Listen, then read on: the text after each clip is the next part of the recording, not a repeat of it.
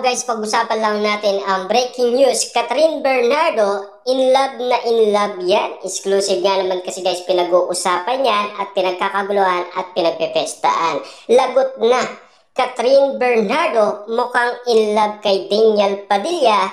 Muli yan dahil sa pagiging blooming. Siyempre guys, no? Lahat ng mga spotted ngayon na pinag-uusapan patungkol kay Catherine at Daniel Padilla ay exclusive ngayon guys ang mga throwback na kagamitan nila.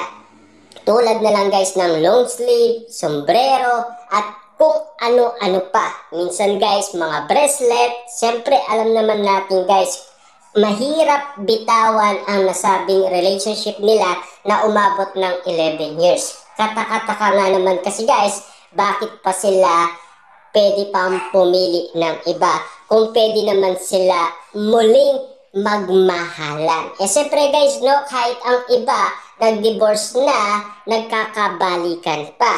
Kahit na yung mga naghiwalay na ng matagal, nagkakabalikan pa. Ang ibig sabihin lang yan guys, posible pa rin magmahalan sina Daniel Padilla at Catherine Bernardo. Siyempre guys, alata naman kay Catherine Bernardo. Simula naging blooming yan guys si Catherine Bernardo. At simula lumambot ang kanyang puso, talagang perfect timing si Daniel Padilla sa lahat ng kanyang idea. Siyempre guys, no, siguro pinagmasdan ni Daniel Padilla guys lahat ng sitwasyon. Pinag-aralan niya muna mabuti, kaya siya ay sumuko muna pansamantala. Siyempre guys, matigas talaga ang puso ni Catherine Bernardo, wala siyang magagawa. Siyempre guys, sumubok na siya ng ilang beses. Siyempre, nga pa rin, diba? Wala talagang imposible sa lahat ng nangyari sa Katniel ngayon. Nga alam naman natin kasi guys, kung mahal pa rin nila ang isa't isa, bakit hindi natin sila pagbigyan muli, diba?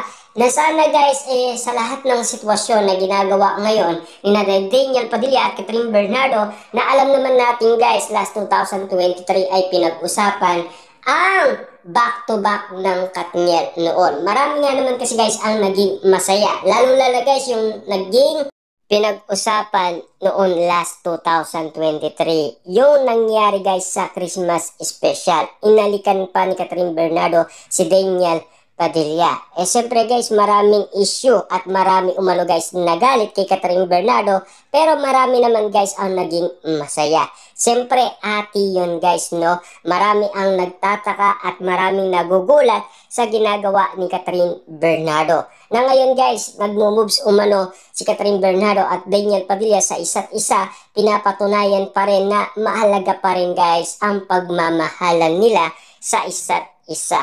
Kita nyo naman guys, no, lahat ng sitwasyon na nangyayari ngayon, updated ang balita. Siyempre guys, pinag-aaralan nila yan.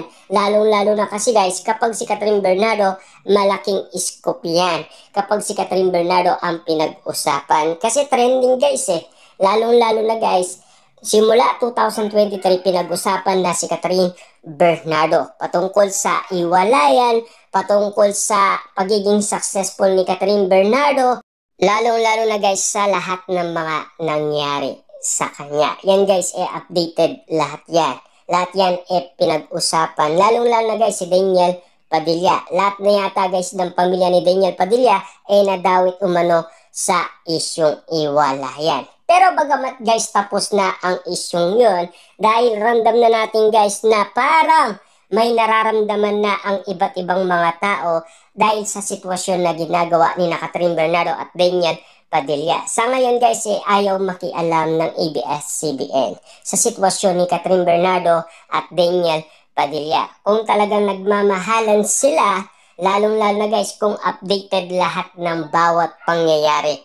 Lalong-lalo na guys kung exclusive na pinag-uusapan ang ganitong sitwasyon. Kita nyo naman guys, no, spotted yung throwback na ginagawa ni Catherine Bernardo at Daniel Padilla sa kanilang mga gamit o regalo sa isa't isa na pinaparandam muli nila sa atin na talagang napakaalaga guys ng kanilang pagmamahalan na hindi talaga nila makalimutan ang isa't isa. Napaka-importante nga naman kasi guys ng lahat ng ito. Dahil alam naman natin guys, ang bawat issue at intriga na pinag-usapan ay hindi naman tumatagal. Pero ngayon, ang pinag-usapan, kapag si Daniel Padilla at Catherine Bernardo, siguradong magiging patok yan sa social media. Siguradong sigurado yan guys. Kitang-kita nyo naman guys, lahat yan trending. At ngayon, pinag-uusapan na guys ang mga throwback ng Katniel. Pinopost na yan guys ng lahat ng mga Delulu fans. Tinutulungan na umano guys ng mga Delulu sina Catherine Bernardo at Daniel Padilla. Para nga naman kasi guys, pakiramdam nila may kinikilos umano sina Catherine Bernardo at Daniel Padilla. At pakiramdam umano guys ng bali-balita, may bagay na gagawin ang ABS-CBN kina Catherine Bernardo at Daniel Padilla na nauunawaan naman natin ang ABS-CBN. Lalong-lalo na guys sa ganitong sitwasyon. Lalong-lalo na guys si Daniel Padilla at Catherine Bernardo sa kanilang solo, sa kanilang mga project. Na alam naman natin guys, success pa rin si Daniel Padilla. Napatunayan pa rin niya na kayang-kaya niya kahit walang Catherine Bernardo. Siyempre guys, si Catherine Bernardo, napatunayan niya na yan na ilang beses na. Si Daniel Padilla na lang guys ang nag-aabol ngayon kay Catherine Bernardo. Siyempre guys, alam naman natin kayang umabol ni Daniel Padilla. Pero sa ngayon, malabong mangyari muna yan. Siyempre alam naman natin guys, kailangan lumipas muna ang ilang panahon bago muli guys dumami ang endorsement ni Daniel Padilla. Dadami din yan guys kasi alam naman natin no, may nangyari lang. Kaya ang ibang endorsement niya ay nag-alisan. Kasi alam naman natin guys, inis na inis umano ang maraming tao kay Daniel Padilla.